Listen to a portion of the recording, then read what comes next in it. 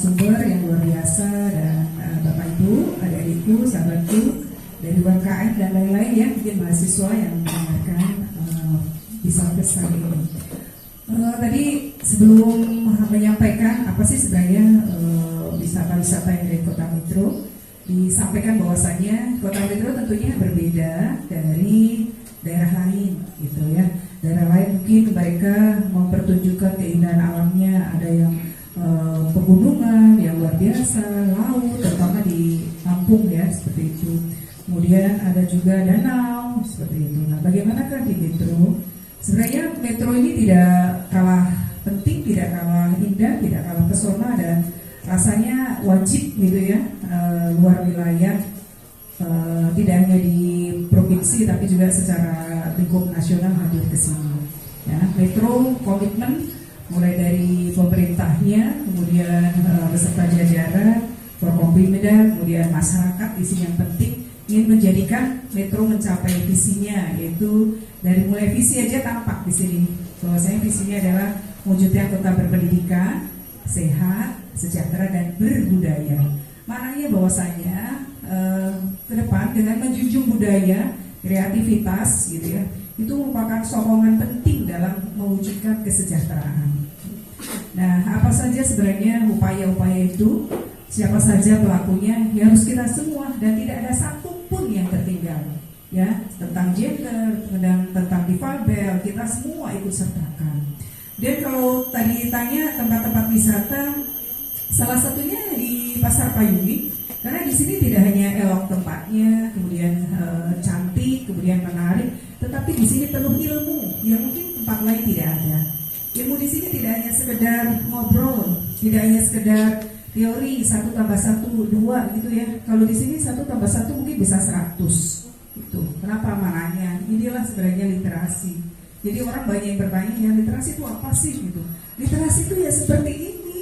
Yang ada di payung ini adalah sebuah literasi gitu. Literasi itu yang diketahui tidak hanya sekedar membaca, menulis atau menghitung seperti itu, tidak, itu zaman bahula ya. Tapi untuk sekarang ini literasi itu adalah bagaimana teori yang kita dapatkan itu kemudian diimplementasikan dan ujung-ujungnya meningkatkan pemberdayaan, kemudian meningkatkan ekonomi dan kemampuan sehingga ujungnya adalah kesejahteraan.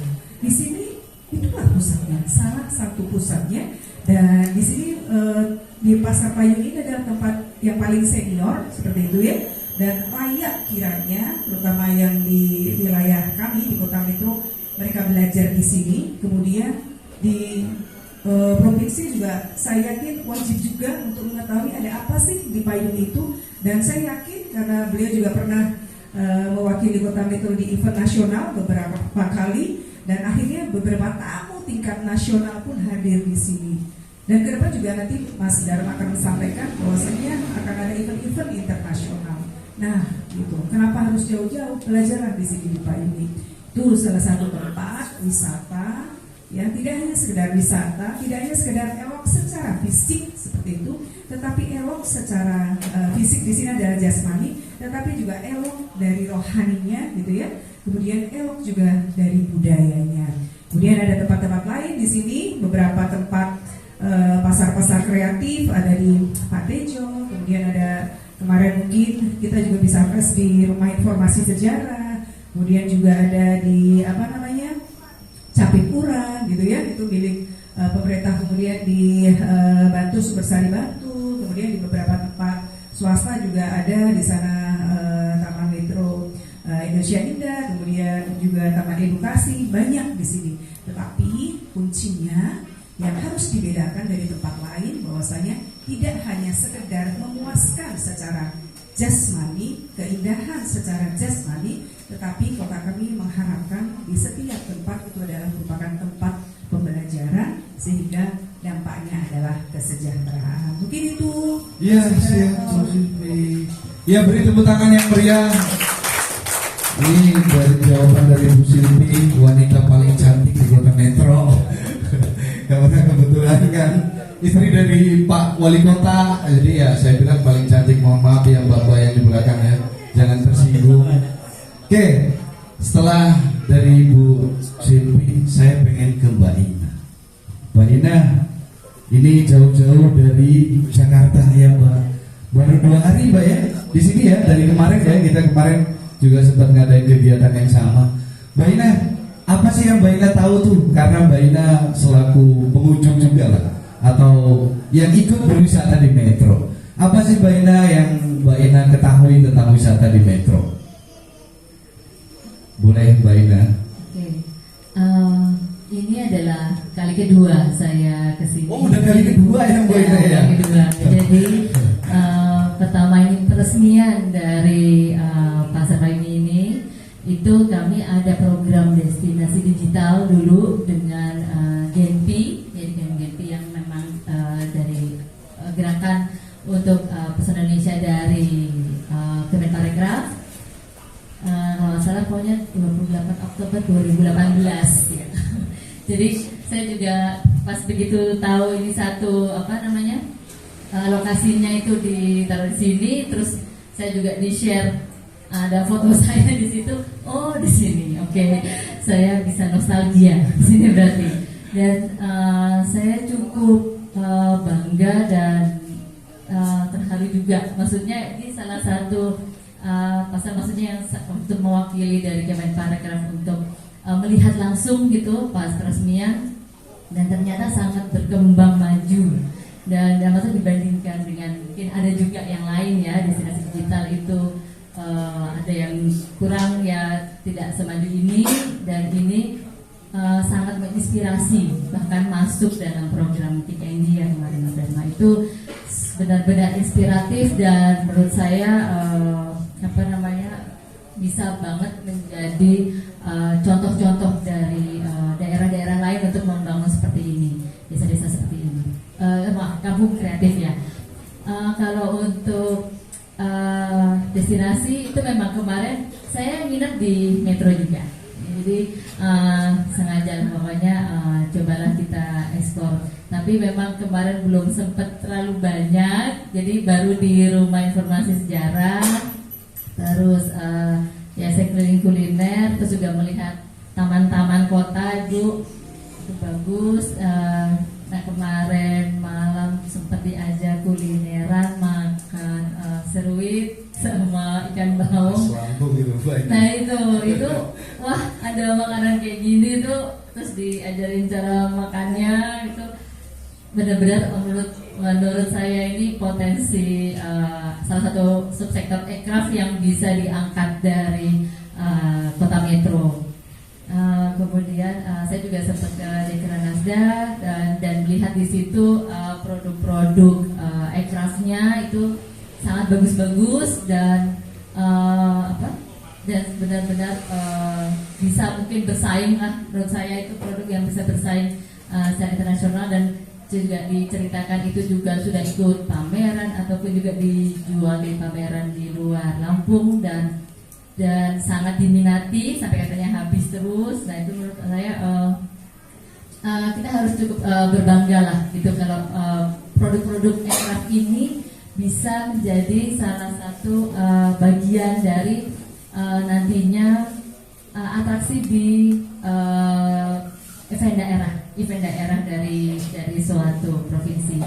Jadi mungkin ya kita seperti saya tadi sampaikan, Lampung ini punya 2 event yang masuk dalam Karisma Event Nusantara, Skala Pekat dan Krakatau. Nah itu produk-produk dari kabupaten atau kota yang memang di wilayahnya Provinsi Lampung tuh bisa di situ sebenarnya dipromosikan, kemudian diperkenalkan dengan para wisatawan. Karena memang ya salah satu tusi kami itu adalah meningkatkan kualitas event-event daerah di Indonesia, dan itu yang bisa mampu mendatangkan kunjungan wisatawan, itu yang penting. Jadi terkadang ada event-event daerah yang mungkin jadi lebih banyak seremonialnya ataupun yaitu belum mampu memikat itu ya kunjungan-kunjungan wisatawan. Nah ini memang yang itu memang PR yang memang harus digali terus. Jadi berkolaborasi dengan komunitas-komunitas kreatif seperti Mas Dharma, kemudian juga ya kalau mungkin masyarakat seperti JP dan segala macam itu penting sekali. Jadi kita harus terbuka dan belajar juga benchmarking dengan event-event di luar wilayah sini.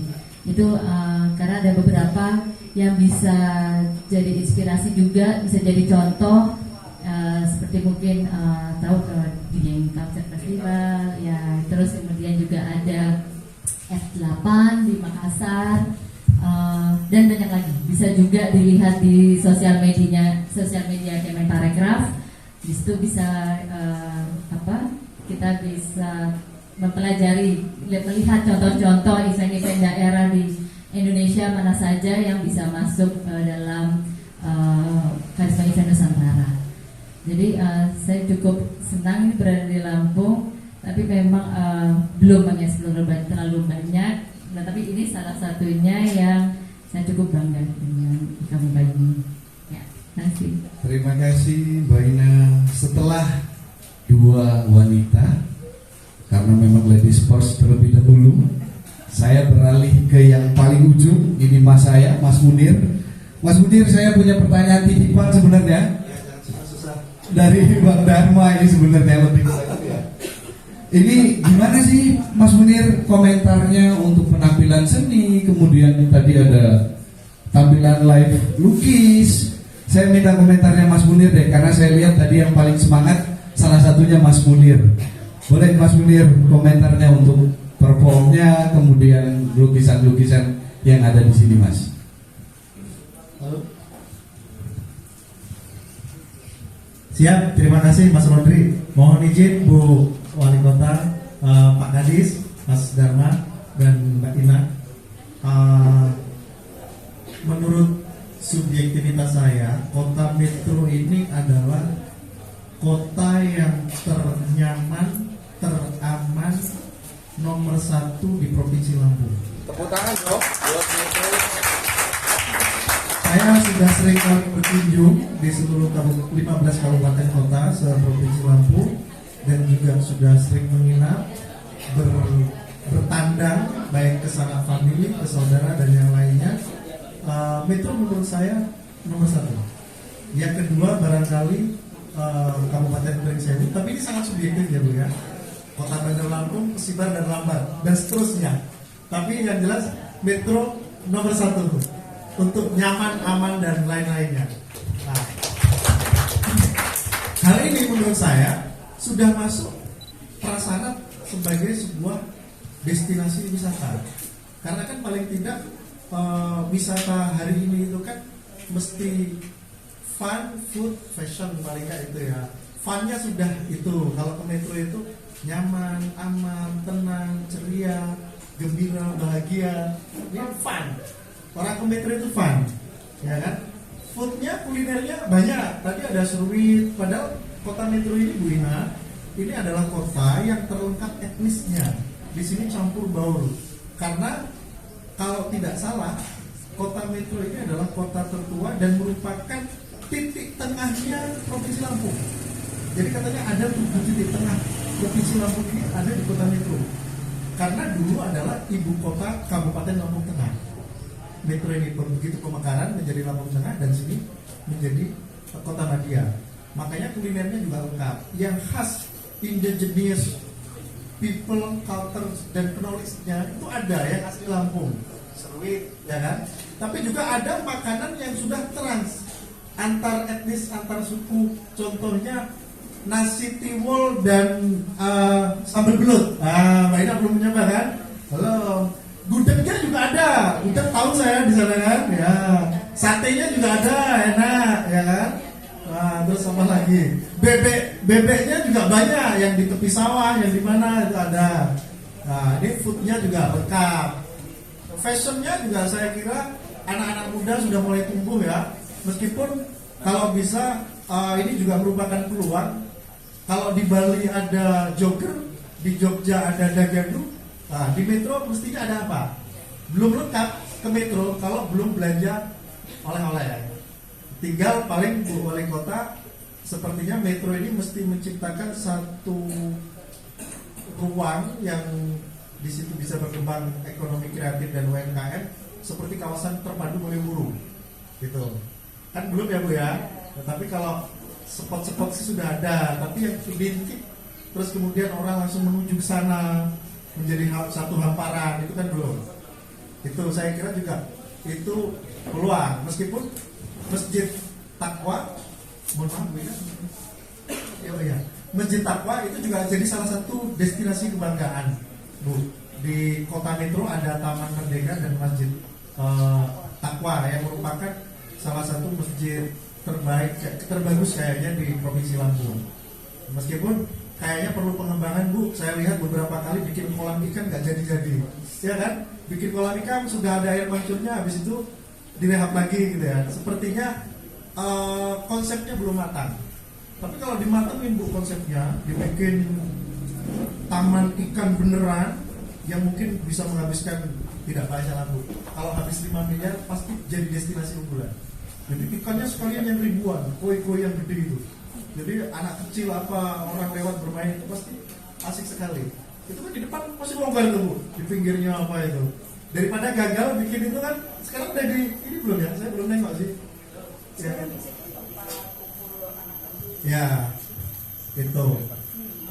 Karena itu nanggung Bu. Taman Kota Metro kalau dikasih polesan sedikit lagi yang agak high gitu ya, itu luar biasa, menjadi daya tarik yang luar biasa. Selama ini kan, ya siap. Nah, kalau ibu kan tinggal ngomong Pak Wali Kota tinggal tek. Ya gaungnya nanti insya Allah. Ya. Itu saya kira kalau komentar saya terhadap Kampung Pelangi ini luar biasa. Ya kita nggak ragu lah kalau jebolan alumnus Jogja. Kenapa saya bilang begitu? Karena saya satu kampus dengan beliau, sama-sama UGM. Beliau Universitas Gajah Mada, saya Universitas Gowok Mengulon. Saya UIN Sunan Kalijaga, sama-sama negerinya Bu. Tapi saya di Gowok, ada Gowok Mengulon, itu UIN Sunan Kalijaga. Ya satu. Ya sama-sama dari Yogyakarta. Ini luar biasa, seperti tadi disampaikan oleh Bu Wali Kota, bahwa ujung dari semuanya adalah edukasi yang kemudian membuat impact mensejahterakan masyarakat. Nah ini kan luar biasa. Seninya Mas Dharma ini tidak seni untuk seni, tidak seni untuk senangnya Mas Dharma toh, ya kan? Tapi luar biasa, melibatkan banyak masyarakat, menyenangkan banyak masyarakat, menggerakkan ekonomi kreatif dan membantu warga sekitar. Tepuk tangan buat Mas Dharma. Saya kira itu nanti bisa dilanjut lagi. Terima kasih Mas Munir. Siap Mas Munir. Tepuk tangan buat Mas Munir. Nah, karena tadi disinggung-singgung nih sama Mas Munir, Pak Kadis dulu nih kita tanya. Pak Kadis sebagai pelaksana tugas dalam pengembangan pariwisata yang ada di Metro, tentunya banyak tantangan dan juga masukan yang diterima oleh Pak Kadis selaku pelaksana tugas dari Pak Wali Kota. Apa sih Pak Kadis, boleh nih curhat sama kita, apa sih tantangan-tantangan dalam mendorong pariwisata yang ada di Kota Metro khususnya? Ya, terima kasih. Sudah harus ya Bu, Pak Kadis Bu, mewakili Bu. Terima kasih. Saya khususnya mewakili Pak Kadis PLT Kabid Pariwisata menyampaikan apresiasi yang tinggi-tingginya kepada Kemenparekraf yang telah menginisiasi kegiatan ini. Menyikapi hal ini, kami selaku pelaksana tugas di bawah, tentunya kami sangat antusias, sangat senang, semangat, terutama program visi misi dari wali kota kita. Lebih-lebih kami mendukung semuanya, termasuk kegiatan-kegiatan yang bersifat komunitas dari kreasi seni, kelompok-kelompok seni yang ada di Kota Metro. Kami sangat mendukung, kami sangat tidak alergi dengan kritik-kritikan, sehingga kami atas nama Dispora menyambut baik dalam hal ini. Mari bersama-sama apa yang menjadi kegiatan seperti ini kita dukung, kita kasih semangat. Saya rasa pemerintah harus hadir dalam kegiatan ini karena apapun yang kita lakukan, pemerintah kita lakukan tanpa ada dukungan dari komunitas, dari masyarakat, kita tidak ada artinya apa-apa. Yang kedua, terima kasih Bu, tadi sudah banyak disampaikan Mas Munir, apa yang menjadi potensi metro tadi sudah banyak disampaikan.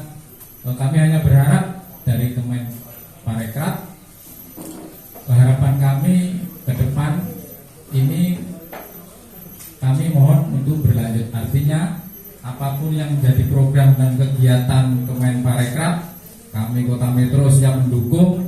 Terlebih-lebih kami diajak untuk program-program dialihkan ke Metro. Ya begitu Bu. Terlebih-lebih lagi kami sampaikan terima kasih Mas Dharma.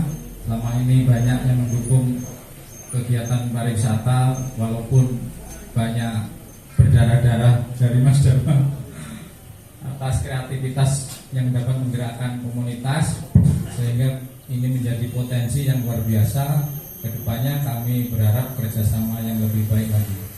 Demikian Mas moderator yang dapat kami sampaikan. Terima kasih. Wabillahi taufiq.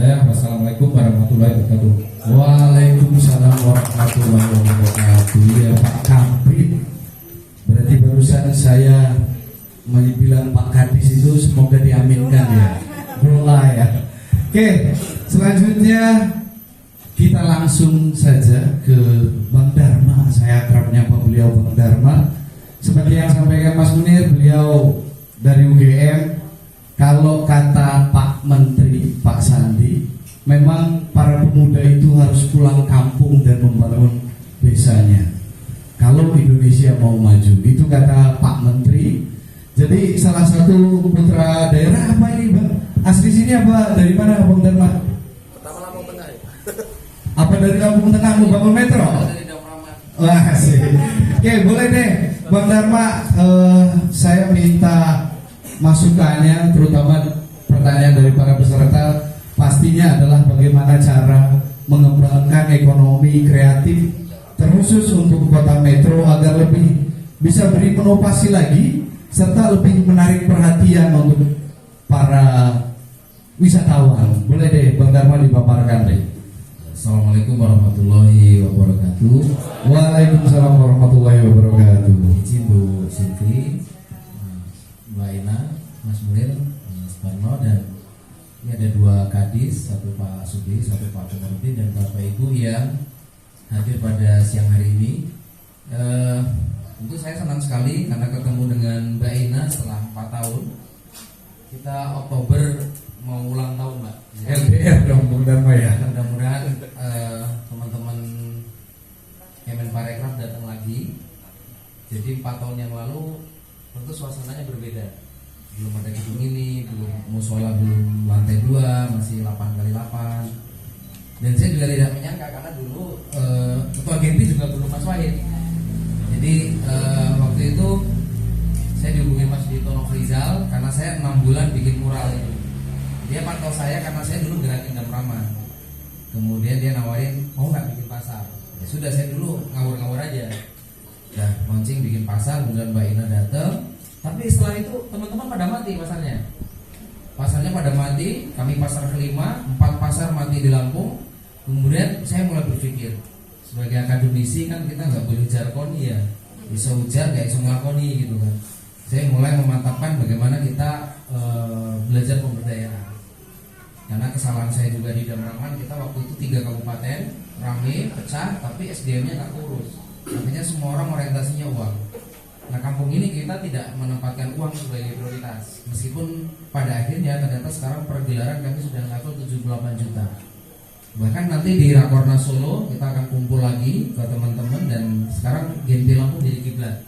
Karena kami menawarkan bahwa payungi sudah menjadi hexahelix yang ke-6. Kami bicara agregator. Dulu teman-teman bicara pentahelix. Kami juga komitmen bahwa di tempat ini sekarang sudah banyak orang belajar. Ini nanti ada UNS Solo pertengahan Oktober ke sini, 5-7 Oktober ada Cirebon. Kemudian ya karena faktor Kick Andy juga orang-orang banyak belajar ke sini, nginep di sini 2 hari 2 malam, dan komitmen pemerintah juga sekarang mulai tumbuh karena Pak Wali ini baru Pak Wali Kota juga baru, dan kita sama-sama ingin memetakan bagaimana 22 kampung itu punya ciri khas masing-masing. Tentu ini perjuangan yang tidak mudah, kita butuh kolaborasi. Saya kira peserta-peserta yang di depan fasenya bukan lagi sekedar menghidupkan medsos gitu, tapi bagaimana kita beranjak menjadi penggerak. Tentu menjadi penggerak tidak enak, Mas Munir paham banget. Saya ngekosnya di Goa, Mas. Ngekosnya di Goa saya meskipun saya kuliah di UGM. Jadi kawan-kawan saya di sekitaran UIN banyak kalau demo nutup jalan teman-teman itu kan. Nah, saya berharap di ulang tahun keempat kita mau mengokohkan tentang International Women Festival. Kebetulan saya ada kawan dari Colombia, Valeriana. Nanti akhir Oktober dia akan ke sini. Dan International Women Festival ini kita ingin mempersembahkan payung ini temanya untuk perempuan. Karena kebetulan waktu itu Pak Komangko Eri ngajak Menteri Pemberdayaan Perempuan datang ke sini, dan kita ingin lihat bahwa gerakan perempuan itu gerakan yang menarik. Perempuan itu lebih solid daripada laki-laki. Itu tesis yang kemudian saya baca, saya coba lihat, saya teliti, dan ketika perempuan bergotong royong itu dia lebih militan daripada bapak-bapak. Kalau bapak-bapak dia datang jam 8 ngopi dulu, rokok dulu gitu. Kalau mama setengah 7. Kalau Mbak Ina datang ke sini jam Sabtu pagi, itu mama setengah 7 udah bergerak. Mereka membersihkan kampung, dan kita tuh diundi. Ini pedagang diundi, jadi mereka nggak tahu dagang di mana kecuali yang punya tanah. Ini kalau sampai ada satu warga yang menolak, udah payung tutup, ya tutup kita. Tapi alhamdulillah 4 tahun ini semua warga legowo, bahkan kita juga tidak ada hajatan di hari Minggu. Dari dulu yang Mbak awal datang kita omsetnya 16 juta, sekarang kita sudah level di atas 75, bahkan minggu kemarin kita 78 juta, ada 2000 tamu. Nah, bagaimana dengan kesenian yang dikerjakan di sini? Alhamdulillah kita sekarang sudah ada, nanti kita ada pameran lukisan perempuan di 1 Oktober sampai 28 Oktober kita pameran lukisan yang isinya tentang perempuan. Khusus kita akan kurasi perempuan-perempuan, dan kita akan call lukisan dari teman-teman Bandar Lampung juga, teman-teman kabupaten lain. Kemudian kita ada Fashion Week. Kita sekarang udah bikin batik Mamat, batik payungi yang notabene-nya memang gambarnya payung, ada batu bata. Kenapa kita munculkan batu bata seperti ini? Karena dulu warga di sini rata-rata bikin bata. Nanti kita ada lomba bikin bata Mamat, mengingat masa kecil mereka adalah orang-orang yang buat bata. Jadi kesejarahan kampung ini juga nggak boleh hilang. Dulu kalau di sana ada tanah liat, ada yang gerabah, ada yang bikin transfer daun ke celemeknya gelas. Kemudian kita juga ada bank sampah. Kemudian kita ada lukiskan kanvas di pinggir-pinggir itu untuk ornamen kayak gitu. Tapi ke depan kita juga pengen mengembangkan kampung ini menjadi kampung yang 24 jam. Mimpi kami ke depan. Tapi ulang tahun payung ini akan melakukan bagaimana International Women Festival ini. Kita ada bedah buku. Kemudian saya sama Mas Mutsika sudah menulis buku Gender dan Ekonomi. Alhamdulillah Bu Menteri Menteri Pemberdayaan Perempuan. Kemudian udah oke, kata pengantar selesai. Kemarin kita juga ada Komnas Perempuan, Bu Profesor Alimatul Fidya, bahwa kita ingin mengkonversi pengetahuan itu bukan hanya milik perguruan tinggi, tapi pengetahuan itu bisa kita tarik di kampung, dan kampung bisa menjadi percontohan bagaimana orang belajar langsung di tempat kampung-kampung kreatif. Apakah tidak membolehkan pelatihan di hotel? Menurut saya merekomendasikan kementerian, dinas provinsi, dinas kota, sudahlah, selesai saja lah, tidak usah melatih-latih orang di hotel, karena mereka ini, mohon maaf Bapak Ibu semua yang saya bolak-balik latih di hotel, mereka makan enak, tidur nyenyak, nunggu insentif, dapat seragam.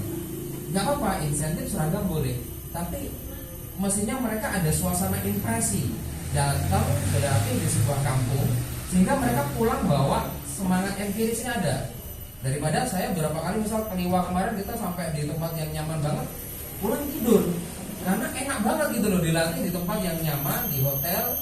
Kemudian kemarin kita ke PMK, alhamdulillah PMK juga sedang mendorong revolusi mental.